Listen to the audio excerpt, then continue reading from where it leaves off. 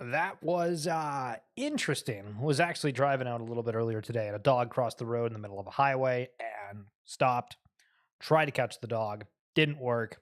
Dog ran back to where we think it was from. Crisis averted.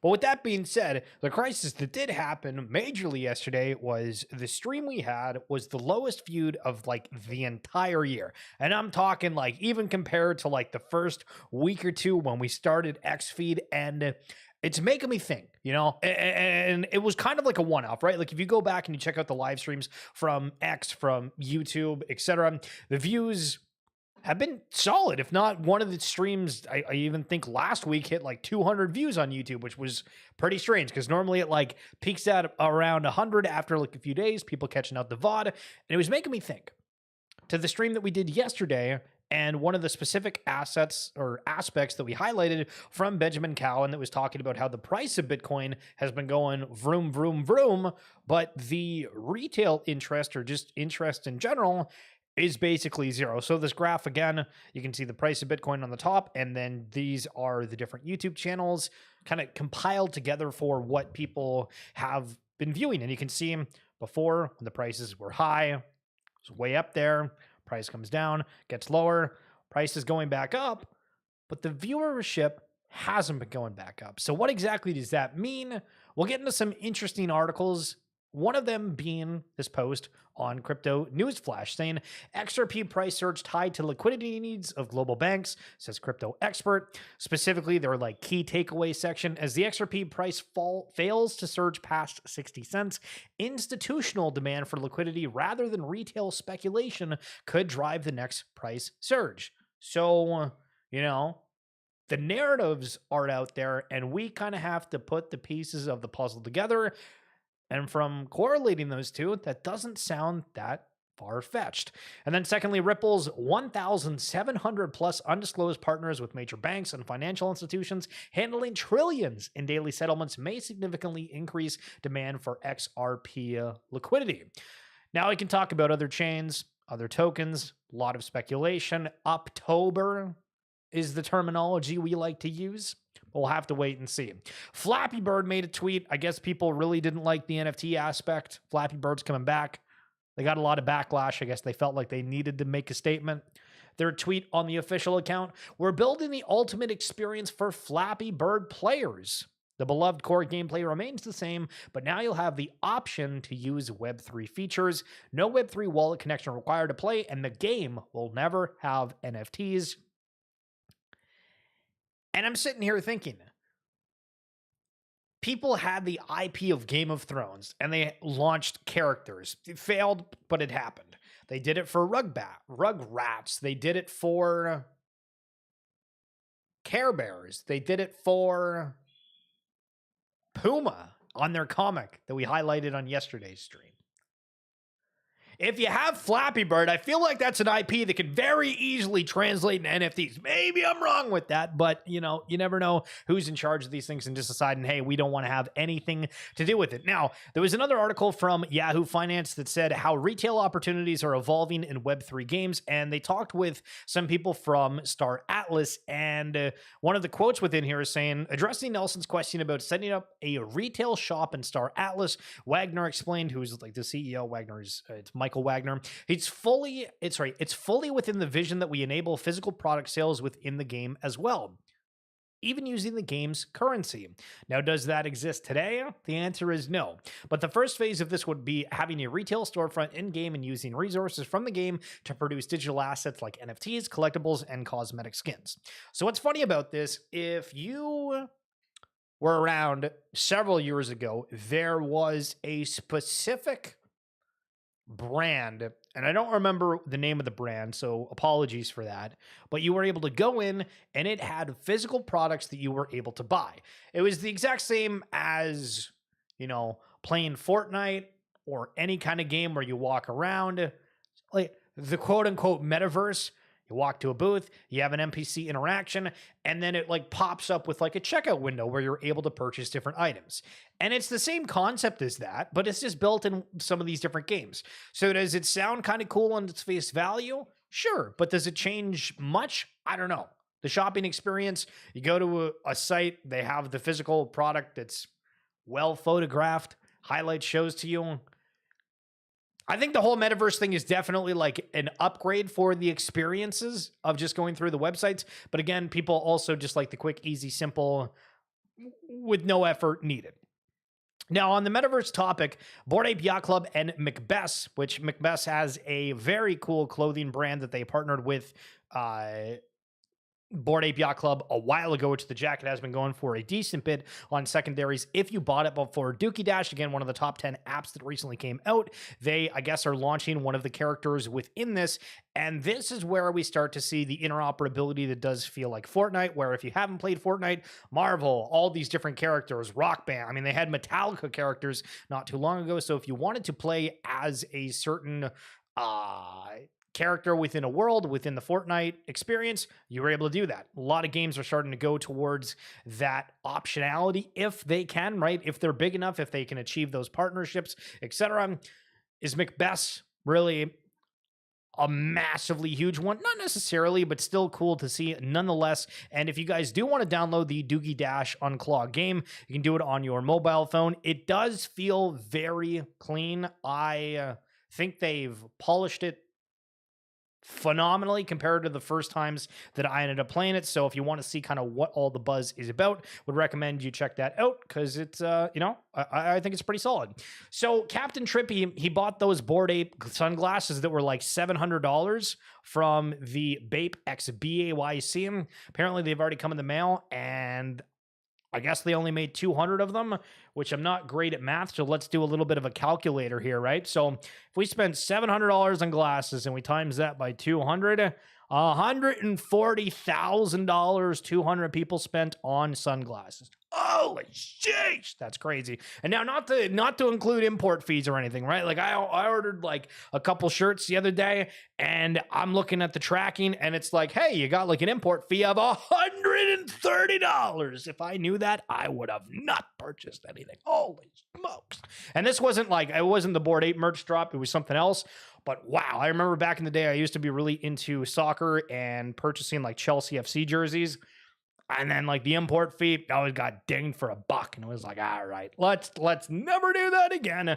Uber.eth bought for 13 with $34,000. Does that mean Uber is in the Web3 game? Is that somebody making a speculative bet? Would you buy Uber.eth for $34,000? I would assume absolutely freaking not. But if you do, insane. Okay, so there was this post and some kind of political thing with Kevin O'Leary, but I saw this and I was like, hold on a minute. Bored Jerky that's being advertised in the background of this podcast. Okay. And Bored Jerky previously had all of the branding about Bored Apes. They had one of the cowboy hats with an ape on it that was plastered for all the merchandise here. And Bored Jerky, basically, depending on the flavor, they had different apes with different traits. I want to say the company themselves had like 4 of them, but it is absolutely wild that they completely ripped the branding from all of that. Now they're just going with a basic look. Not sure if there was some kind of falling out, or they're like, hey, this is kind of negative for the NFT connotation. But at the time, I remember seeing all over the timeline people going out saying, oh, I'm going to try this drink because it's got apes on it. And it did actually garner a lot of attention, and I think sales, at least from the people that were in the space that had apes. Now, is that significant, right? If 500 people go out and say, hey, I'm going to buy this because it's got an ape on it, is that massive? Yeah. I mean, we could argue over that, but still interesting to see that they've completely removed all of that. Fluf World, guys.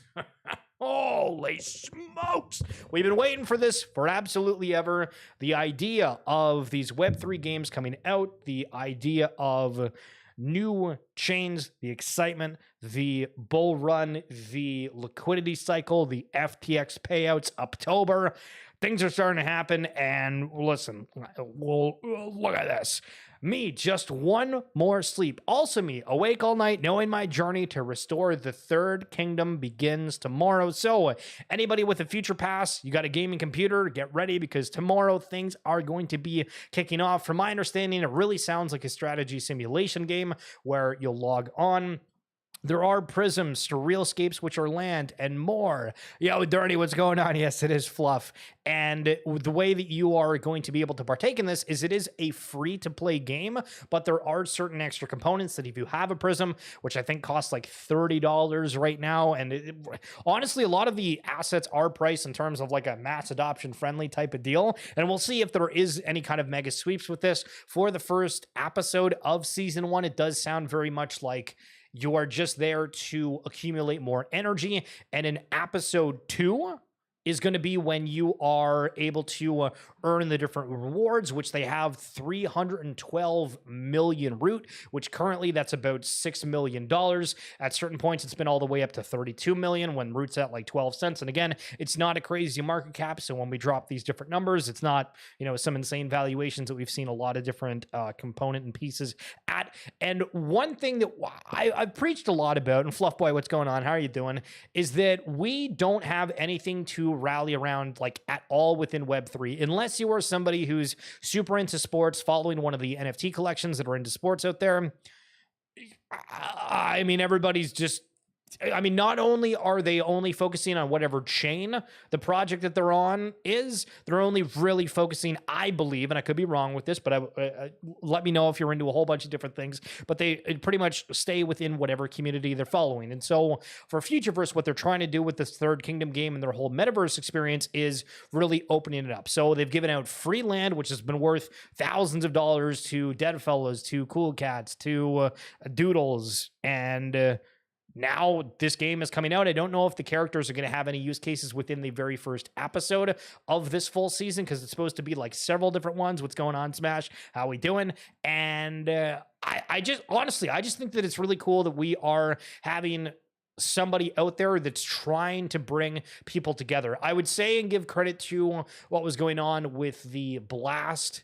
I'm forgetting what the name of it is, but in Blast, there was all the different content creators. They gave out cards, and it was kind of the social experience where people were able to follow and, you know, all watch something. I think that's kind of something similar, right? But that's also, you have to pay to get into it. It's not really like over. Yes, Fantasy Top, I think is what it's called. Yeah. Yo, Smash.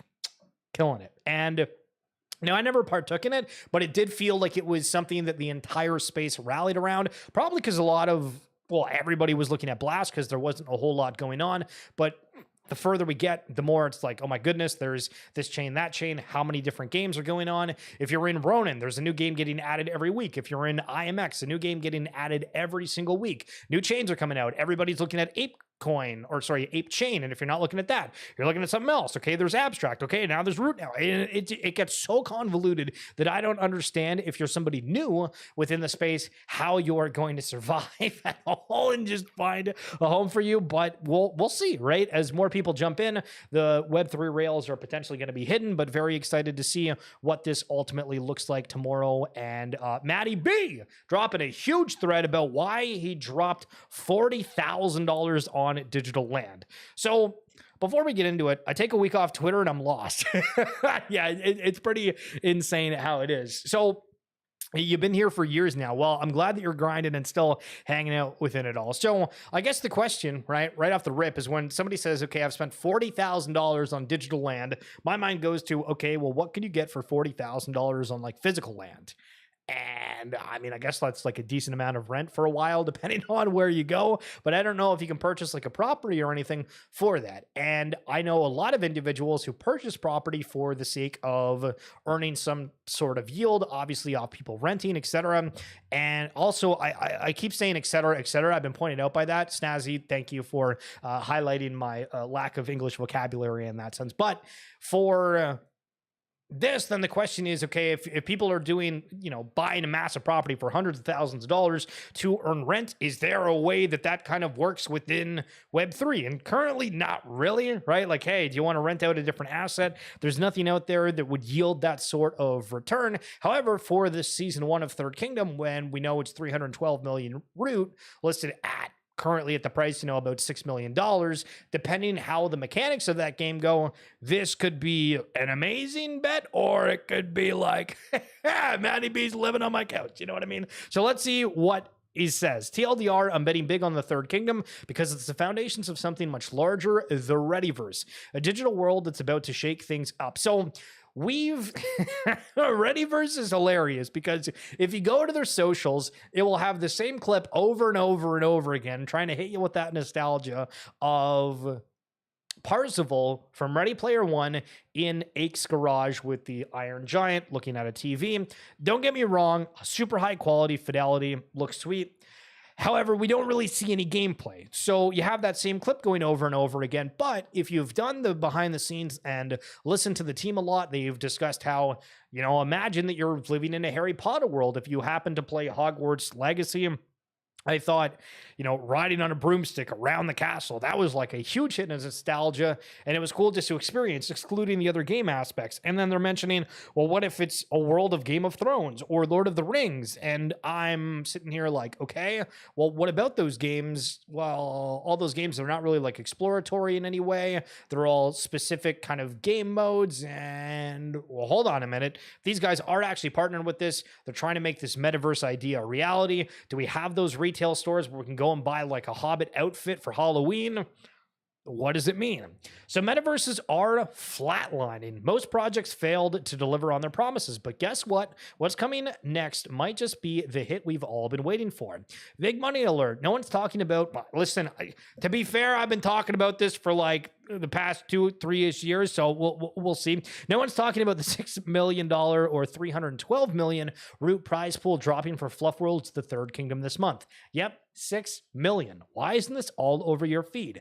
Because nobody does any research anymore. True. I've seen this before. Decentraland back in 2017. Huge hype, no delivery, but this time it's different. Really? Gated. TTK, built on the Root network as part of Futureverse, is more than a game. It's a resource harvesting empire. Now, to pause for a second, because I don't want anybody getting all loosey-goosey. You know what I mean? You play Duck, Duck, Goose, and then some kid goes running off, and you're like, we've lost Jimmy. So within Readyverse and the Third Kingdom, we can see, and listen, there's Parzival on that TV we talked about, but Open is supposed to be this experience within Readyverse, which is going to have Readyverse standards and be this big world. Now, the Third Kingdom game that we're talking about is supposed to be a resource harvesting game. Now, when you think of building a house, and I know that I'm using this house example a lot, but it kind of fits. You have somebody that would have to go out there and get the supplies, right? Whether it be employees, whether it be material for building the house, etc., etc. And so within this game, the idea is that the resources are gathered within the Third Kingdom, but then it can be used in these other worlds where it's not just for one thing. So traditionally, you build a house, all right, use that material on that one, all done so. But what if we can use the same supply for everything and it's built on a whole bunch of different games? And so that's kind of the concept with this. In TTK, it's not just about playing a game. You're building a future. The resources you gather, they're not just tokens. They're the foundation of the Readyverse, an interoperable metaverse that's coming fast.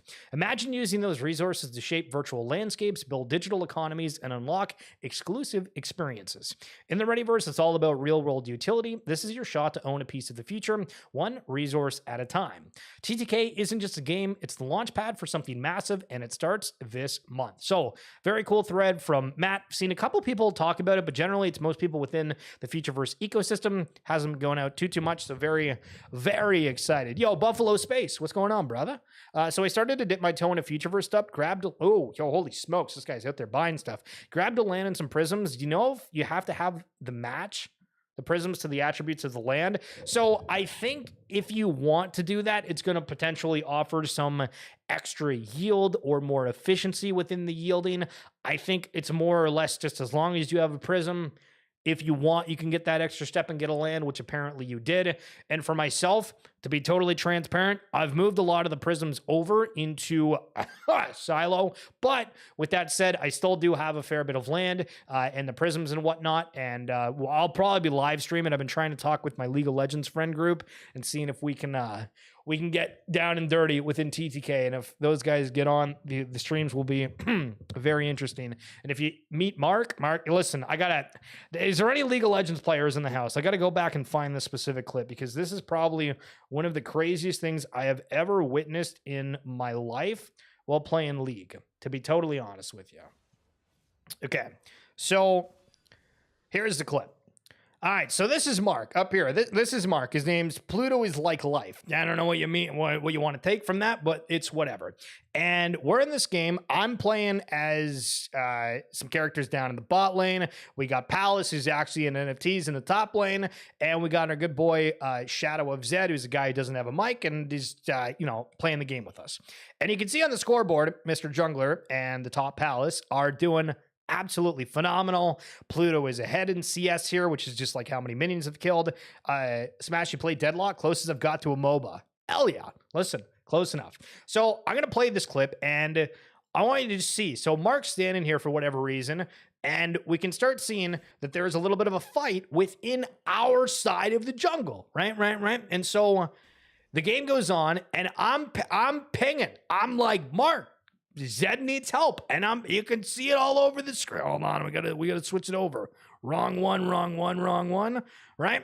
So these guys are fighting here. I'm pinging Mark to help, and Mark doesn't care. He just keeps walking. He's not even looking at the minimap. And then he starts clearing the wave. Well, they're still fighting over here. Hey, Mark, even closer. They're walking back, and Mark still doesn't move. Unbelievable. And now he starts going. Listen, we're 33 seconds into the clip, and the man has finally started to move. I have the wrong slides up. There we go. But unbelievable. So if Mark plays TTK, you guys are in for a treat. The OpenAI Newsroom X account appears to be hacked. Guys, just a friendly reminder, if you see something on the timeline, absolutely ignore it. New tokens from places that aren't announced. I don't think I've seen a token announcement ever in my life that wasn't, hey, we're launching a token, but it's going to be like, a while away. It's never the same time. Please be super cautious in terms of your sanity, in terms of your security, in terms of your usage on social media. I think video games have this crazy nostalgia hit. We always talk about like Pokemon cards, it's collectibles. I'm just throwing it out there. I was never really big into Mario games, but this stuff is a huge hit in nostalgia, and I think graded video games and that whole realm is going to pick up massively. So Hated J made this hilarious tweet that I forgot was even in existence. I cannot believe that they have not deleted the top Shot Economist account. Solid gold in here. So Top Shot, way back in the day, had an economist that they hired. And there was a lot of people that were complaining about how much supply was hitting the market. There was a lot of problems around Top Shot. Some of it technological, some of it like choice by somebody within the team. But they used to come out and like justify things. So I guess this tweet here, every sustainable collector economy has fandom or utility at its core. The stronger the core of the fandom, the more sustainable and long-term investable the economy. It is true that not every asset in a healthy economy can be up only. That's where good trading decisions come in. And I mean, listen, they've had a lot of, hey, we're not talking about investments, and this is for like the whole space as a whole. But I'm just shocked that at any point they were like, yeah, you got to have like good trading decisions within all of this. But I mean, I guess you get a free ride for it. Yo, Harmony, what's going on? Long time no see. Star Atlas also have a real economist for their game? Hell yeah. I don't know if this Top Shot economist is still employed. Obviously, Top Shot went down a super interesting route that a lot of people aren't too happy about. But still, is this before or after they just kept flopping the market with packs over and over again? So this was April 10th of 22. So this was definitely after the peak. And as things were coming back down, for sure, and probably pretty violently at that specific time. And my feed loves giving me different things around NBA Top Shot occasionally. And this was back on May 6th of 2022. One of the Giannis Cosmic Series 1s, which was a grail people were going for. $28,000 in Nikola Jokic. $17,000. A couple of Kevin Durant run it backs. I remember pulling those. Or well, not that specific moment, but opening the run it back packs Hollow Icon 2. This, I think, was just a LeBron 3 when he like turned his back and looked to the crowd after shooting a 3. 7,499. Kind of crazy. But damn, remember the prices. So this is kind of cool from Aaron Haber. It's regarding Apecoin and the fact that they're just wanting to have people come and talk, where people that are writing the different AIPs to get people to vote and have their idea go through for Apecoin, get Apecoin, people that attend get Apecoin, etc., etc. I said it again, son of a bitch. And I think it's wild to think for people that have multiple apes, the amount of yield that they're getting from Apecoin per day. And this is what kind of comes into Futureverse, right? With the future score, and for Azuki with their loyalty system, for a Doodle's Space Miles, all these different collections, we're starting to see different tokens, but Bored Apes were really kind of the first one that was giving massive amounts that got a lot of attraction, where there's some mega whales that are getting insane amounts of Apecoin per day. Like if you have 10 apes, let's say hypothetical, for anybody that doesn't know, I minted like 23 to 24 apes, and we do have the original ape mint footage up where I actually bought the one that unveiled the entire collection. After 6 p.m., they needed one more buy, and I happened to do it with one of mine at the time. And I've looked back, and it's like $8 million if we would have sold at the top. That would have never happened, right? But it's crazy to think about because there's a lot of people that hadn't. They've held on to these things. Sure, Apecoin and whatnot isn't at the levels that it was, but I mean, even if you have 10 apes, and you're staking that right now, that is an insane return every day, where we've seen a lot of people that are out there building that are a part of like the BAYC ecosystem. And I think a large part of that is because they suddenly came into funds to be able to do such. And it's really cool to see. And I think Aaron is trying to lead that, Mr. Haber. Okay.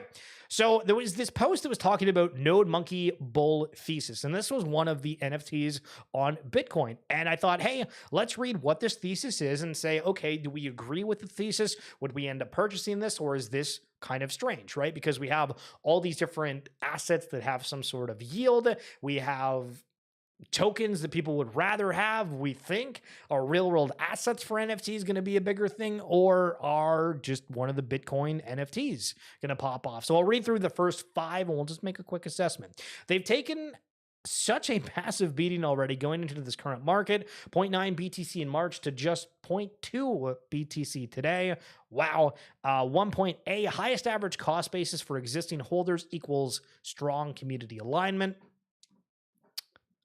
Okay, best liquidity for a Bitcoin native collectible, both on entry and exit. I recommend buying floors, especially for easy liquidity at the top if desired. Low barrier to entry, 0.13 BTC floor versus 1+ BTC for other high provenance grails.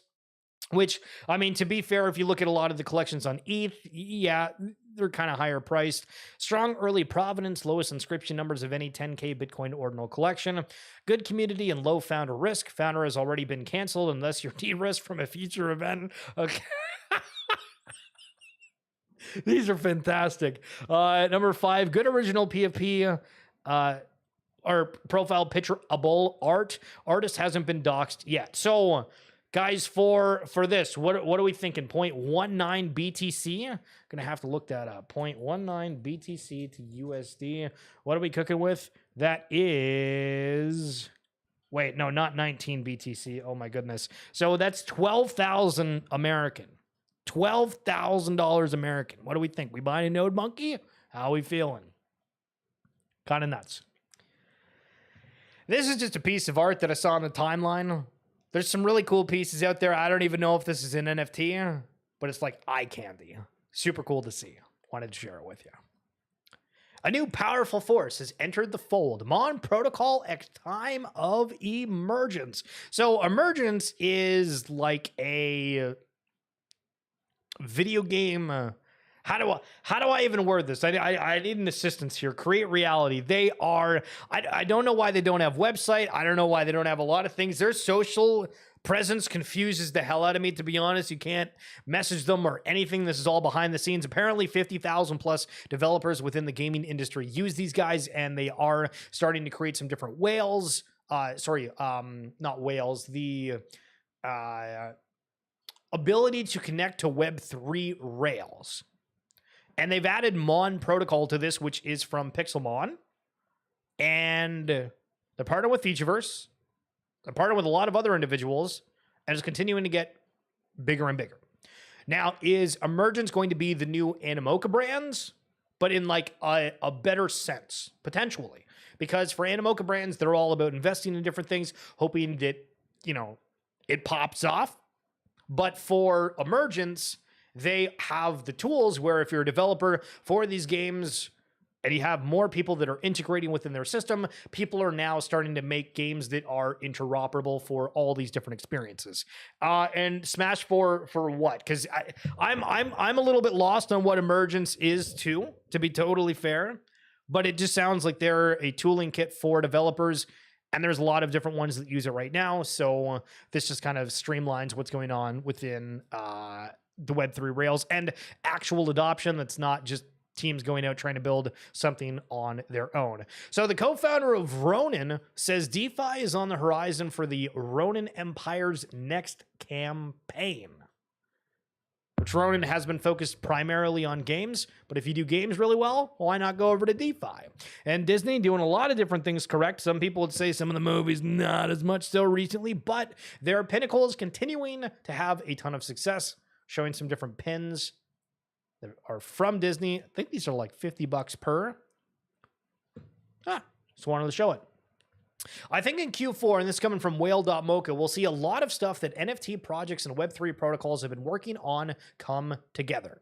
Azuki, anime.com, an anime chain, Pudgy Penguins retail and their abstract chain, Doodles, content, collectible partnerships, Mochaverse, Mocha Drop and List with the Realm wallet, Jirasan, PG Group, Redacted Coin, Hard Not to Be Bullish. We can add a lot of different other collections within that. We can add a lot of speculative, or not even speculative, but like the FTX liquidity, et cetera, et cetera.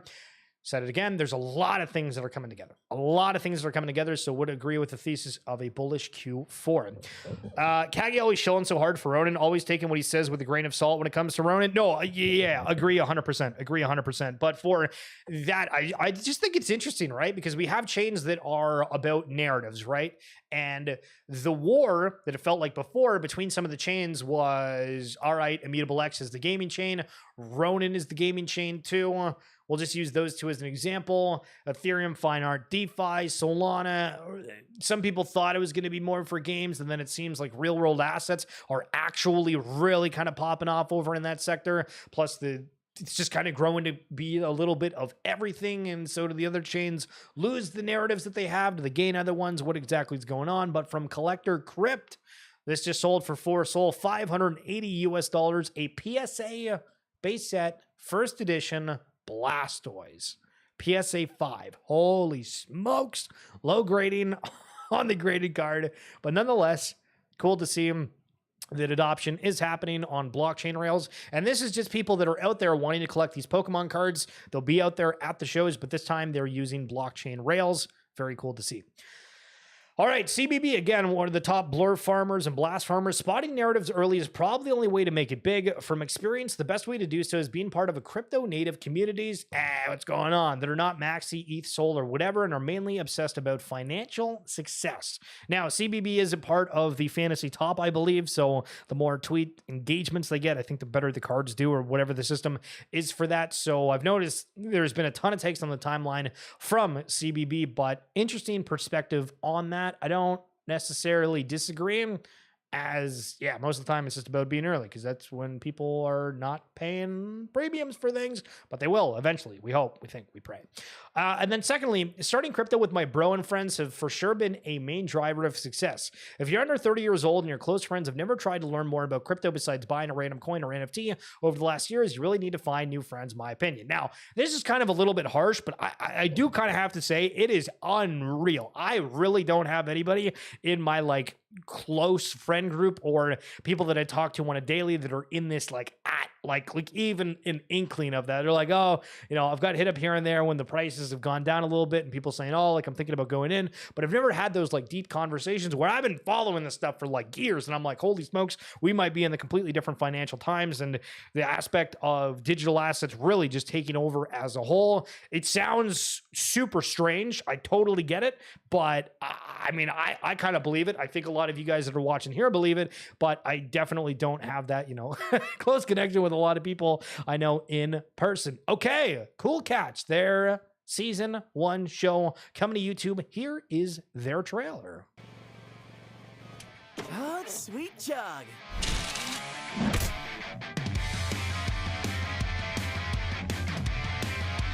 Where coffee Is a work of art.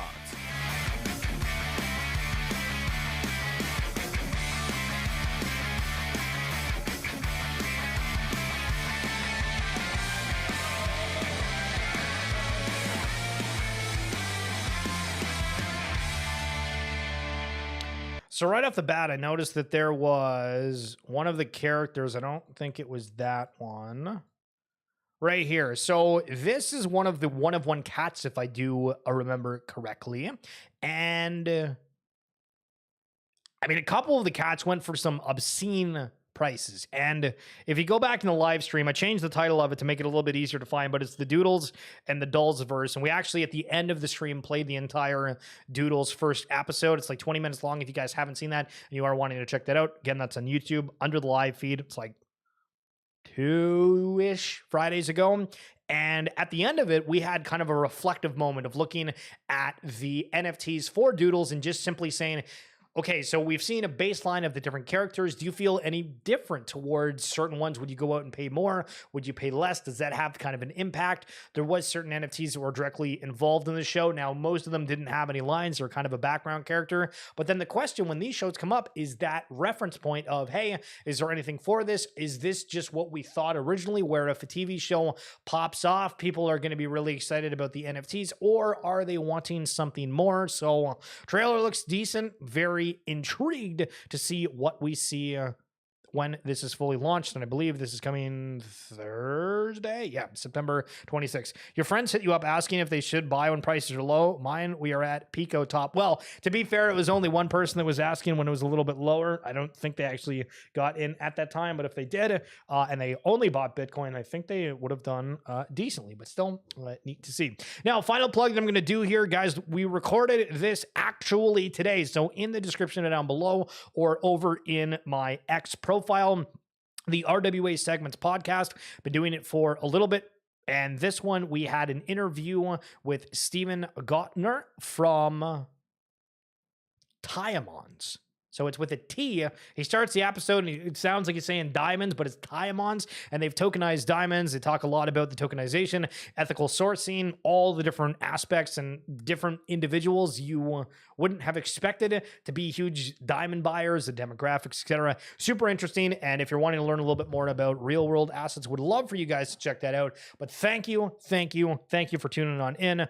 Hoping the stream did a little bit better than yesterday. But again, if you missed the beginning of this, we went over Ben Cowan, who's a huge YouTuber, and was showing the stats that retail and people in general just really aren't consuming much crypto content right now on YouTube. Even though the price of Bitcoin is going up, the viewership has stayed really low. So the talk of institutional adoptions, this cycle not being led by retail, might actually be the truth.